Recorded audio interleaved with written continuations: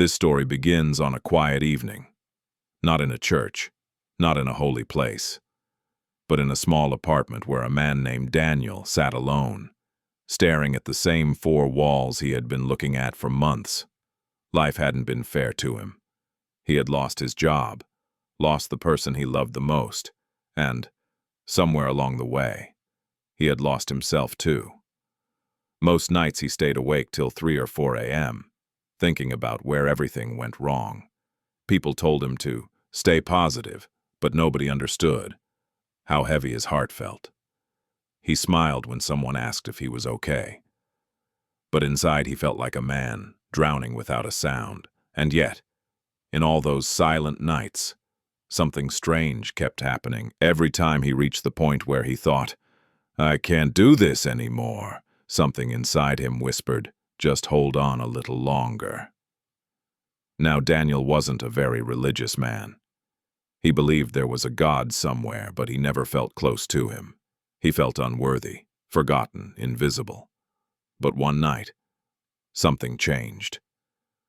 He was sitting on the floor, back against the cold wall, tears he didn't even realize were falling, sliding down his face. It was one of those nights where pain becomes so heavy that even breathing feels like work. Daniel whispered softly, "God, if you're there, I just need one sign. Just one. Because I don't know how much longer I can keep going." There was silence. Pure silence. No angel appeared. No light filled the room. No miracle happened. At least, not in the way he expected. What happened instead was something small. Something quiet. Something he wouldn't understand until much later. His phone buzzed. A message from an old friend he hadn't talked to in years. It said, "Hey, I don't know why, but you came to my mind. I felt like I should check on you. Are you okay?" Daniel stared at that message for a long time. It wasn't random. It wasn't coincidence. It was the first whisper of God saying, "I see you." Days passed. Some were better. Most weren't. But something inside Daniel had shifted. He didn't feel strong, but he felt watched over. One evening, he went for a walk to clear his mind. The cold wind stung his face, and everything around him looked tired. Trees without leaves, streets without people, sky without color. He sat on a bench and whispered, "God, if you're real, why does my life still feel this way? Why does everything hurt?" And for the first time, he felt it. Not a voice, not a vision, just a feeling, a calmness he couldn't explain. It was like someone sat beside him and said, "I never left, you just stopped noticing me." From that day on, Daniel's life didn't magically fix itself. The bills were still there. The loneliness was still there. The pain was still there. But something else was there too. Strength.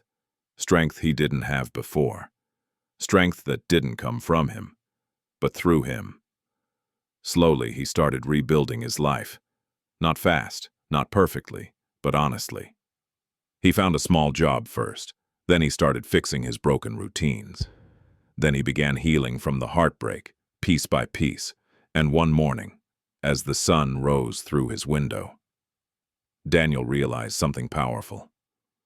God never abandoned him. God never punished him. God never ignored him. God was preparing him. Every setback, every tear, every silent night, all of it was shaping him into someone stronger, wiser, and more compassionate. Months passed. Daniel got a better job. His confidence came back. He found peace in places where he once felt pain.